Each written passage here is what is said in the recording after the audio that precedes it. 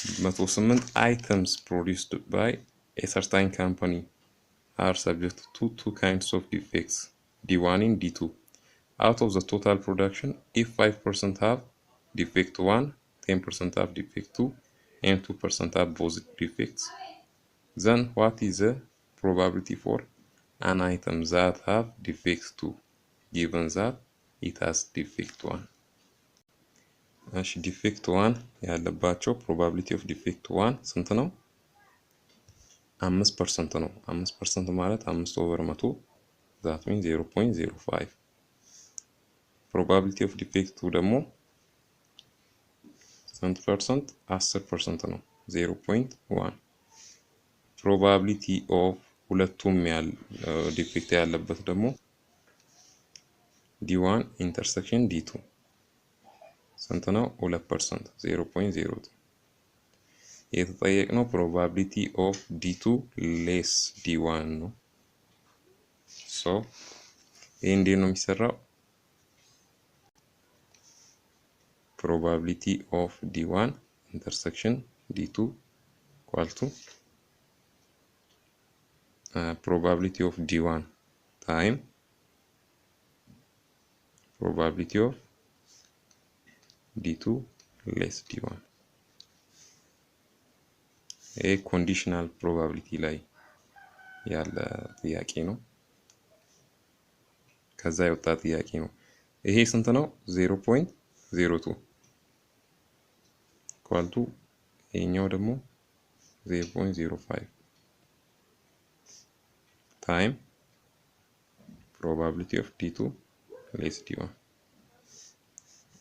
ስለዚህ 0.02 over 0.05 ይሆናል equal to 2/5 ይሄ ደግሞ 0.4.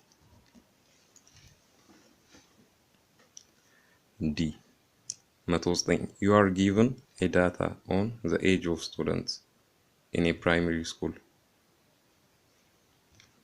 Which of the following is not true about the data? Median A, the median is 10.5. ስንት ነው አጠቃላይ number of student? 5 እና 15 20 30 40. ስለዚህ median even ከሆነ n over 2 item plus n over 2 plus 1 item over 2 40 ነው n over 2 n 40 ነው n over 2 ስንት ይሆናል? 20 item plus n over 2 20 ነው 20 plus 1 21 21st item over 2. so 20ኛ እና 21ኛ አይተም 20ኛው አይተም የቱ ነው? 5 plus 15 ስንት ነው? 20.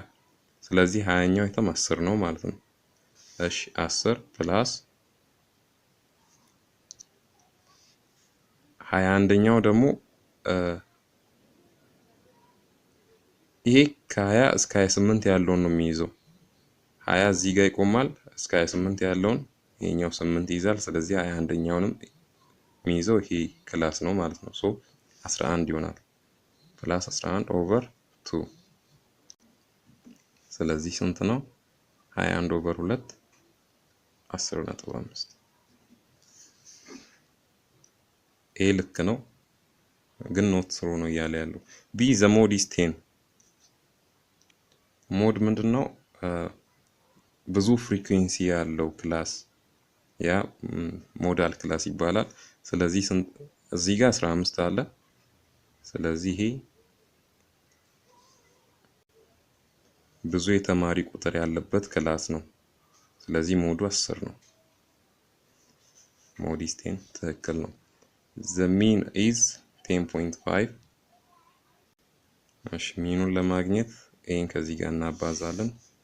8 ሲባዛ 5 ሲደመር 10 ሲባዛ 15 ሲደመር 11 ሲባዛ 8 ሲደመር 12 ሲባዛ 10 ሲደመር 13 ሲባዛ 2 ኦቨር 5 ሲደመር 15 ሲደመር 8 ሲደመር 10 ሲደመር 2 ሚኑን ለማግኘት 40 ፕላስ 150 ፕላስ 88 ፕላስ 120 ፕላስ 26 ኦቨር 20 30 40 ስለዚህ አጠቃላይ ስንት ነው ይሄ 424 ኦቨር 40 ይሆናል 42.4 ኦቨር 4 ይሄ ደግሞ 10.6 ነው። so the mean is 10.5 ነው የሚለው ይሄ ልክ አይደለም 10.6 ነው። ስለዚህ መልሳችን ሲ ላይ ያለው ነው። ዲ ደግሞ ሬንጅ ነው እየጠየቀ ያለው ሬንጅ ከትልቁ ትንሹ መቀነስ ነው። ትልቁ 13 ነው ትንሹ 8 13 ሲቀነስ 8 5 ነው።